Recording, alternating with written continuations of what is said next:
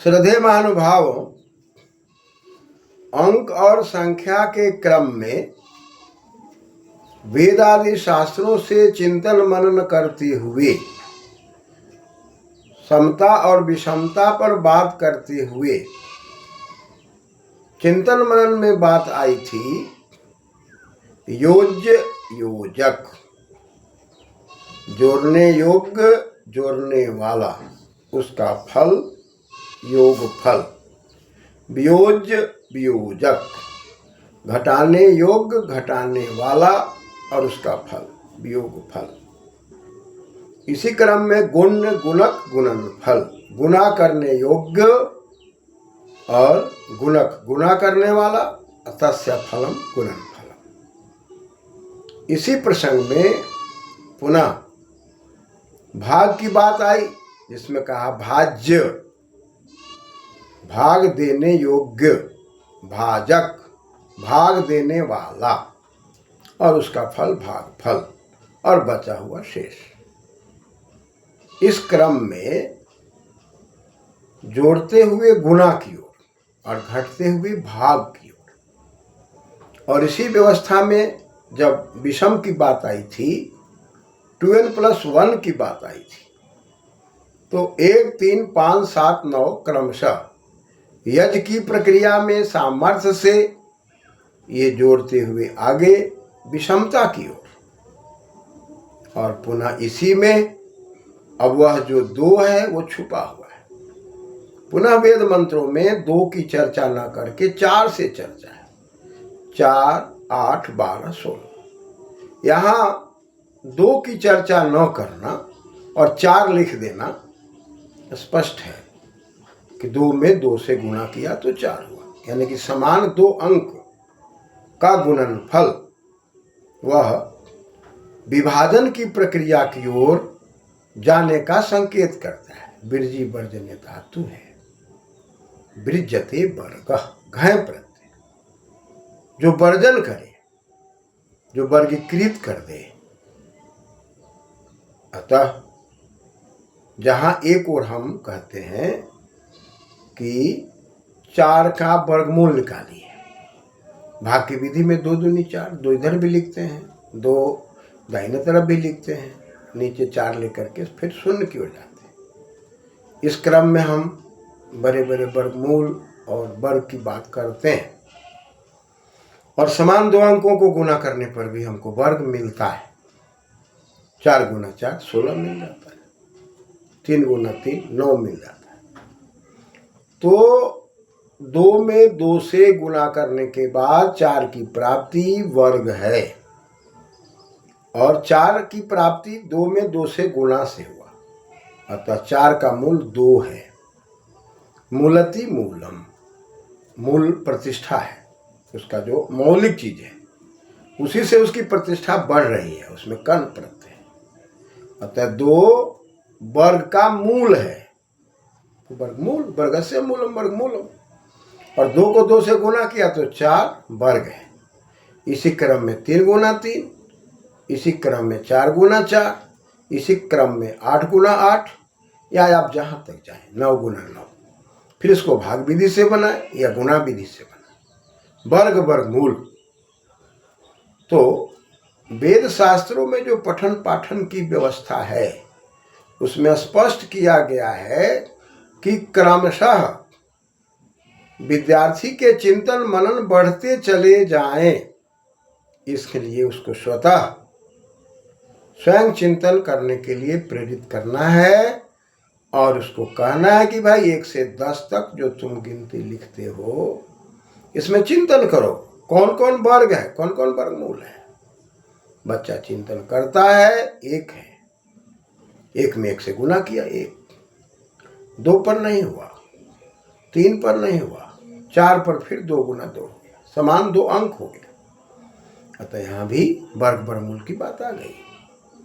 फिर 5 में नहीं हुआ, 6 में नहीं हुआ, 7 में नहीं हुआ, 8 में नहीं हुआ, 9 में 3 गुना 3, यानी कि समान 2 अंकों का गुणनफल वर्ग। बृजते वर्गः, वर्जन करना। तो यह तो उदाहरण के रूप में आप बात कर रहे हैं, लेकिन वर्गमूल और वर्ग के महत्व की बात करते हैं तो इसमें विर्जन करना, वर्गीकृत करना, कहीं भी किसी भी जगह पर सामाजिक दायरे में, पारिवारिक दायरे में किसी भी चीज को समान समान रूप में वर्गीकृत करना, यह इसका महत्वपूर्ण बात है। कैसे हम उसको अलग अलग करेंगे यदि इस विधा को नहीं जानते? 4 को समान समान वर्गमूल में कैसे रखेंगे, यह इसका महत्व है। विभाजन में, वर्जन करने में, अलग अलग करने में। और यदि यह कला हमको नहीं मालूम है तो हम कहीं भी जा कर के, चाहे वो वस्तु में वर्ग करना हो या वर्ग भेद करना हो या वर्ग के मूल को देखना हो, हम नहीं कर सकते। अतः इस ओर छात्र और छात्राओं को इंगित करने के लिए वर्ग और वर्गमूल की आवश्यकता है। वर्ग और वर्ग का, वर्गमूल का महत्व है। फिर अब 10 से 20 में जाएंगे। इसमें भी आपको वर्ग वर्गमूल बच्चों को सिखाने की आवश्यकता है। 11 में देखेंगे, 12 में देखेंगे, 13 में देखेंगे, 14 में देखेंगे, 15 में देखेंगे। समान दो अंक की बात नहीं आ रही, लेकिन जैसे ही 16 में देखेंगे वर्ग वर्गमूल है। 17 में नहीं है, 18 में नहीं है, 19 में नहीं है, 20 में नहीं है। इसी क्रम से हमें 100 तक बच्चों को वर्ग और वर्गमूल की अभिव्यक्ति कराना है। और इसी क्रम में हम 100 तक जब बच्चों को 1 से 100 तक की संख्याओं में, अंकों में वर्ग और वर्गमूल का निर्देश कर देंगे तो बच्चा स्वयं चिंतन मनन करेगा, कहाँ पर समान दो अंकों का गुणनफल होकर के वर्ग बना है, कहाँ पर उसका मूल है, जिसकी प्रतिष्ठा है। मूल से कैसे वो आगे बढ़ रहा है, तो 2 में वर्गीकृत कैसे हो रहा है। लेकिन यही वर्ग आगे जाकर के व्याकरण के शब्दों में या लीलावती गणित वगैरह को पढ़ेंगे, उसमें स्पष्ट आ रहा है घन की बात। और घन दीप्तौ धातु है, घनति घना, यानी कि दीप्ति से दीप्ति, एक दीपक से दूसरा दीपक, दूसरे दीपक से तीसरा दीपक, तीसरे दीपक से चौथा दीपक, जलते जलते जलते चारों तरफ प्रकाश ही प्रकाश। तो 2 में 2 से गुना कर दिया, 4, ये वर्गीकृत हो गया, वर्जन हो गया। फिर हमने 2 रख दिया तो 2 दूनी 4, दूनी 8। अब इसमें दीप्ति बढ़ गई, 2 ने 2 को दीप्त किया तो 4 हुआ, 4 ने फिर 2 को दीप्त किया तो 4 दूनी 8 हो गया। ये गणित की विधा में, व्याकरण की विधा में दीप्ति है, घनति है, घनापन होता चला गया, दीप्ति होती चली गई, तब यह घन बन गया। तस्य मूलम घन मूलम। तो 2 गुना 2 में 2 उसका वर्गमूल हो गया और 4 वर्ग हो गया। लेकिन 2 गुना 2 गुना 2 किए तो 2 गुनी 2 4, 4 दूनी 8, ये 8 उसका घन हो गया। व्याकरण में मूर्तो घन सूत्र है। मूर्त अवस्था धीरे धीरे दीप्ति अवस्था में गई और घन की ओर चली गई। यह जो घना अवस्था है, और इस घना अवस्था की ओर जब हम आगे बढ़ते चले गए तो क्रमशः गणित की व्यवस्था बढ़ती चली गई।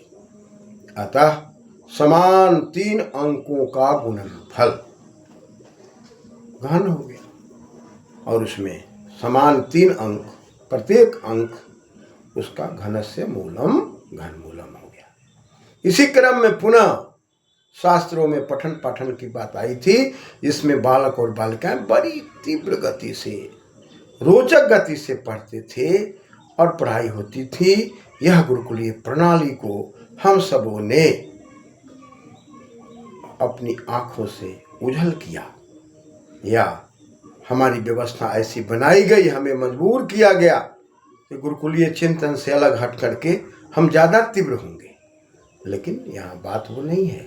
भौतिकता की ओर आप जा रहे हैं, लेकिन चिंतन मनन के क्षेत्र में, अध्यात्म के क्षेत्र में, भौतिकता के क्षेत्र में, मातृ पितृ भाई बहन के नाते रिश्ते के क्षेत्र में हम कमजोर हो रहे हैं। जबकि वैदिक शक्ति के अंदर, शास्त्रीय शक्ति के अंदर सार्वभौम की बात कही गई है, उसमें किसी चीज़ की उपेक्षा नहीं है।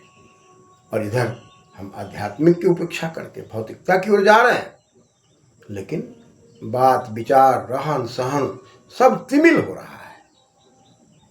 आज कहाँ पर हमें किस तरीके से बोलना चाहिए, शरीर का कैसे विकास करना चाहिए, शरीर को कैसे सुरक्षित रखना चाहिए, शरीर को ठीक प्रकार से संभाल के रखने की शक्ति समाप्त हो रही है। इसमें भी एक प्रदर्शन की बात आ रही है, दिखावे की बात आ रही है। भगवान ने, परमात्मा ने हमें 5 ज्ञानेंद्रिय, 5 कर्मेंद्रिय को सुरक्षित रखकर एक मर्यादा में चिंतन मनन करने के लिए दिया था। हम अंग और प्रत्यंग की मर्यादा को भी धूमिल करते जा रहे हैं। ये शिक्षा नहीं है।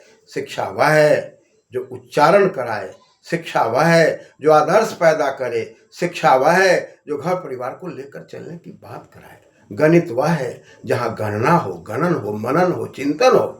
अतः वर्गमूल पर चिंतन, घनमूल पर चिंतन। हम घन की ओर जाते हैं, दीप्ति की ओर जाते हैं, तब घनमूल है। और वर्जन को समझकर कहाँ पर हमें विभाजन करना है, कहाँ विभाजन नहीं करना है, कहाँ अपने घर परिवार को वर्गीकृत कर देना है, कहाँ पर वर्गीकृत नहीं करना है, कहाँ हमें चुप रहना है, कहाँ मौन रहना है। ये वर्जन हमें वर्गमूल सिखाता है, वर्ग सिखाता है, घनमूल सिखाता है। इस ओर आज अभाव होने का कारण स्पष्ट दिखाई पड़ता है। अतः 1 से 10 में यदि आप वर्ग वर्गमूल का चिंतन करते हैं और घन घनमूल का चिंतन करते हैं तो 3 बार गुना करने की बात जब आएगी तो 2 गुना 2 गुना 2 4 दूनी 8 8 होगा। 9 में तो वर्ग ही रहेगा और 10 में भी वही बात रहेगी और बाकी में वर्ग वर्गमूल की बात हम लोगों ने चर्चा किया ही है। इस प्रकार 10 से 20 में फिर हम चिंतन करेंगे। तो उसी क्रम में यदि हम चिंतन करते हैं 1 गुना 1 गुना 1 तो 1 ही रहता है, यानी कि दीप्ति होती है, लेकिन एक एकत्व का प्रतीक है। जैसा कि मैंने कहा था, इन गतौ धातु है, कल प्रत्यय है, इति एकम, वह एकत्व है, उसमें कोई परिवर्तन नहीं हो रहा है। ये गणितीय विधा में बताई जा रही है कि वो परमात्मा पूर्ण है, उसकी पूर्णता को समझना है और उस एकत्व से आगे हम जा सकते हैं, द्वित्व की ओर जा सकते हैं। लेकिन एकत्व एकत्व है और एकत्व में 2 में गुना भी है, 2 में जोड़ भी है, वह जुड़ भी रहा है, गुणित भी हो रहा है, फिर भी अपने अस्तित्व को बनाए हुए है। अतः यह सब अस्तित्व ये वैदिक विचार के अंदर, व्याकरण के विचार के अंदर थे, जहाँ व्यक्ति चिंतन मनन करता है और जहाँ चिंतन मनन करके 2 गुना 2 वर्ग की ओर ले जाता है, 3 गुना 3 गुना 3 3 से 9 से 27 ये घन की ओर ले जाता है, 2 गुना 2 गुना 2 8 की ओर ये घन घनमूल की ओर ले जाता है।